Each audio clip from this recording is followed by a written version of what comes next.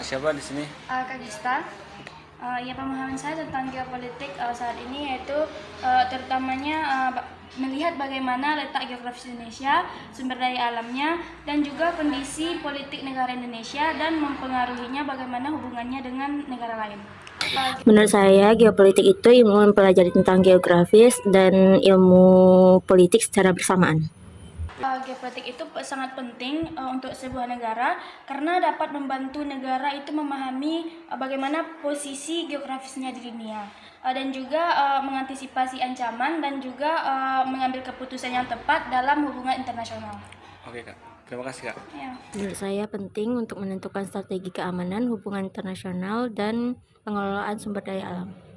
Oke, baik, di sini dengan Kak siapa? Dengan Gita Fadila. Menurut saya untuk menjaga keberagaman Indonesia di era sekarang, rakyat Indonesia dapat melestarikan budaya yang ada seperti tarian atau makanan daerah dan juga menghormati perbedaan antara agama, budaya, dan ras bangsa. Juga bisa memperkenalkan budaya yang ada itu kepada generasi muda. Sebagai masyarakat Indonesia, pertama kita harus mencintai kebudayaan yang ada di Indonesia, serta memperkenalkan budaya kita tersebut ke generasi muda dan masyarakat luar. Menurut saya tantangan untuk mempertahankan geopolitik itu adanya ancaman dari luar seperti persaingan antar negara-negara besar dan juga radikalisme juga bisa menjadi tantangan. Oke, terima kasih Kak.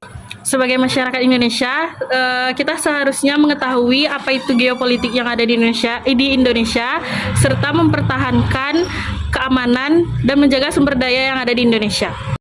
Oke, baik, di sini dengan Kak siapa? Kak Mita Haliza, menurut kakak, pendidikan geopolitik itu sangat penting untuk kita ajarkan ataupun dipelajari di sekolah karena kita harus menanamkan nilai-nilai geopolitik ataupun pendidikan geopolitik itu sejak anak berusia dini agar kita bisa meningkatkan rasa nasionalisme mereka sejak dini, kemudian memperkenalkan mereka tentang keberagaman negara kita.